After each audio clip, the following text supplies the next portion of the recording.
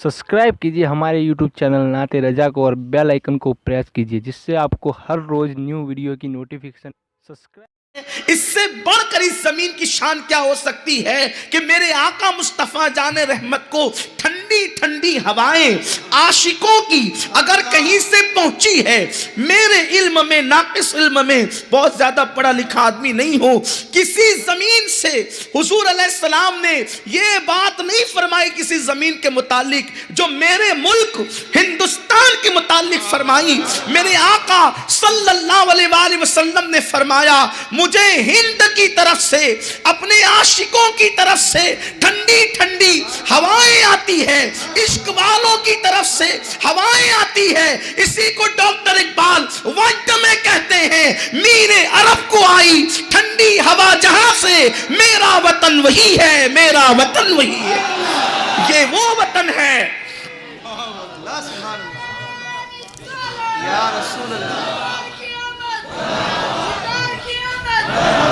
ये वो वतन है जहां से इश्क की खुशबू, जहां से ठंडी हवाएं मदीने मुनव्वरा तक पहुंची है। अल्लाह अकबर, यहां की हवाओं का असर तो देखो, हवा यहां से चलती है और मदीने मुनव्वरा में पहुंचती है और सरकार फरमाते हैं आशिकों की तरफ से खुशबू आ रही है, आशिकों की तरफ से हवाएं आ रही है। पता चला यमन वालों को चादरें दी, वो भी मुबारकबाद के मुस्तहिक है। शाम वालों को दुआ दी, वो भी मुबारकबाद के मुस्तहिक है। नजद वालों को दुआएं ज़रर दी, उनका अपना मामला है। हिंद वालों को इश्क मोहब्बत की सनद अता फरमा।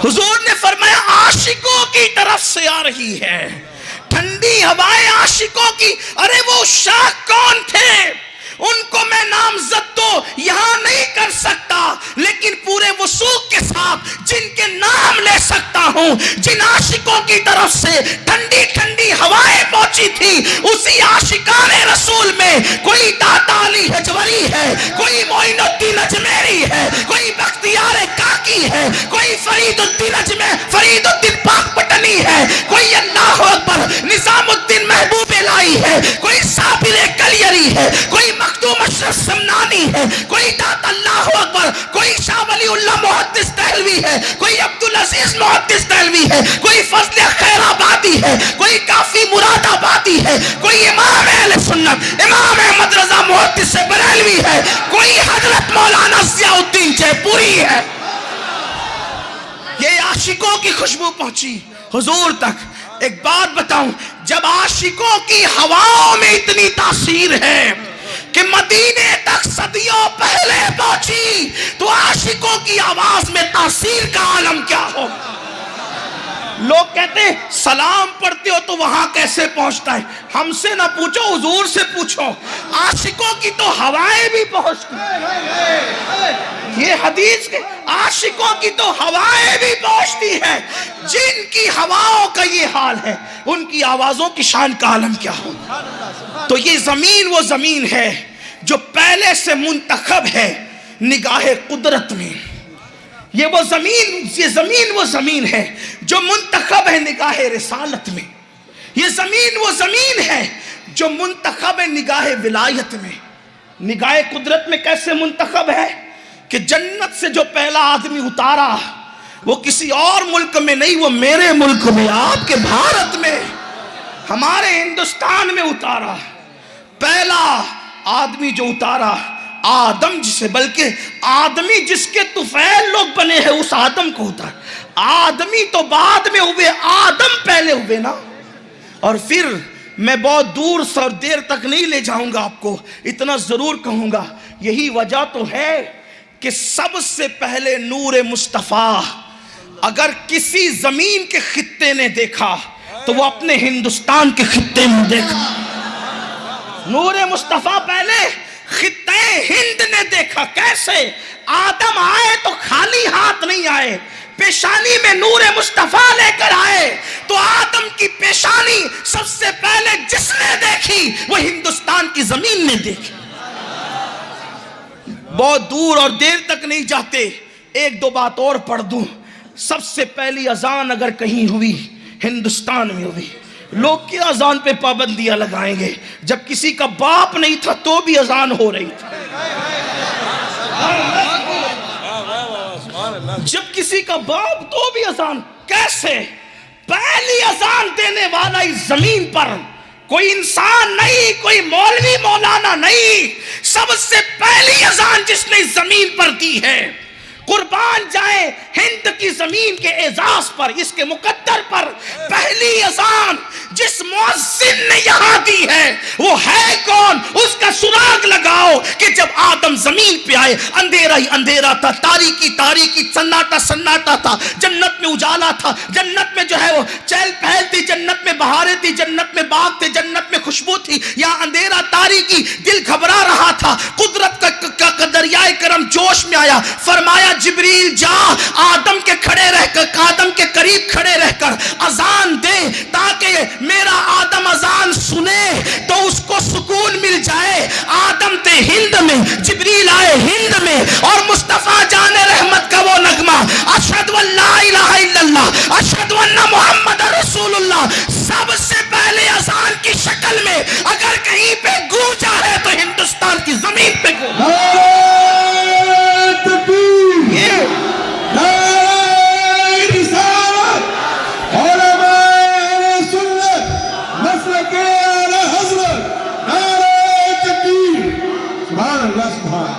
سب سے پہلی اذان اس زمین پر جبریل امین نے دی ہے. اذان کے کلمات بعد میں آئے, جبریل نے ہندوستان میں اذان پہلے دی. اور اذان کے کلمات کبھی نہیں بدلے. نبیوں کی شریعت بدلی, اذان کے کلمات نہیں بدلے, کیونکہ اذان صرف امت محمدیہ کی خصوصیت ہے. تو آدم علیہ السلام, جو بچوں کے کان میں اذان پڑھی جاتی ہے نا, تو دنیا میں آنے کے بعد اس لیے پڑھی جاتی ہے کہ آدم کے کان کے قریب بھی اذان پڑھی گئی. یہ بات, ہاں, آدم کو بھی وحشت ہو رہی تھی اور آدمی کو بھی وحشت ہوتی ہے یہاں آ کر, تو ان کی وحشت بھی اذان سے دور ہوئی, اور ہر آنے والے کی وحشت اذان سے دور ہوتی ہے. اب بھی انسان تجھے عقل نہ آئے گی, تو وحشت زدہ کیوں ہے؟ اگر کوئی تیرے کان میں اذان پڑھے تو تجھے اتنا سکون ملتا ہے, اگر تو خود اذان پڑھے, نماز پڑھے, تو اللہ تیری وحشتوں کو کتنا دور فرمائے. اذان سے بھی دور ہو گئے, نماز سے بھی دور ہو گئے. اور پھر سب سے پہلی نماز بھی اسی ہند میں پڑھی گئی. اذان ہوئی, اجالا ہوا, آدم علیہ السلام نے شکرانے میں سجدہ کیا. پہلے سجدہ یہی کیا گیا. یہ زمین کوئی معمولی زمین, نگاہ قدرت کا انتخاب ہے ہند, نگاہ رسالت کا انتخاب ہے ہند. دور نہیں جاتے بلکہ قریب قریب رہتے ہیں تاکہ جلدی گفتگو ختم ہو. غریب نواز کہتے ہیں جب مجھ سے کہا ہند جاؤ, آپ نے بار بار سنا ہے, اس کی طرف میں صرف اشارہ کروں گا, واقعہ نہیں بتانا. میری سنی عوام بہت بار سن چکی, سب کو زبانی یاد ہے. ہندوستان جاؤ. میں نے کہا یا رسول اللہ میں نے کبھی ہندوستان گیا نہیں. اور پھر سرکار نے بھی کہا اس میں شہر اجمیر ہے, وہاں جاؤ. ہندوستان جاؤ, اجمیر جاؤ. اور اجمیر ہے کہاں؟ راجستھان میں. ہند بھی تھا, خصوصیت سے راجستھان بھی تھا, اور خصوصیت سے اجمیر مقدس بھی تھا. فرمایا جاؤ. غریب نواز نے یہ نہیں کہا حضور آپ کو تو دیوار کے پیچھے کی خبر نہیں, آپ کو ہند کیسے پتا؟ اس لیے کہ وہ معین الدین تھے, وہ معین الدین تھے. یہ 1857 کے بعد عقیدے بنے ہیں کہ دیوار کے پیچھے کی خبر نہیں, ورنہ صحابہ سے لے کر غریب نواز تک, اور اللہ کی عزت کی قسم غریب نواز سے امام مہدی تک بھی یہی عقیدہ رہے گا کہ نبی تو عرش پر چلنے والے قلم کی آواز کو بھی سن لیتے ہیں. لوح محفوظ پر چلنے والے قلم کی آواز کو بھی سن لیتے. سر آئینہ سنتے ہیں, پس دیوار سنتے ہیں. انہیں تو سب پتا ہے, آوازیں بعد میں نکلتی ہے, پہلے انہیں خبر ہوتی ہے. بلکہ وہ آواز ہی نہیں, خاموشی بھی سنتے ہیں. وہ تو خاموشی بھی, وہ کسی اور کا ڈالٹا ہوگا نبی, جنہوں نے زبردستی کسی کا نام نبی رکھ دیا وہ نہیں سن پاتا ہوگا، اپنا نبی تو پتھروں کی زبان بھی سمجھتے ہیں، درختوں کی زبان بھی سمجھتے ہیں، ہرنی کی زبان بھی سمجھتے ہیں۔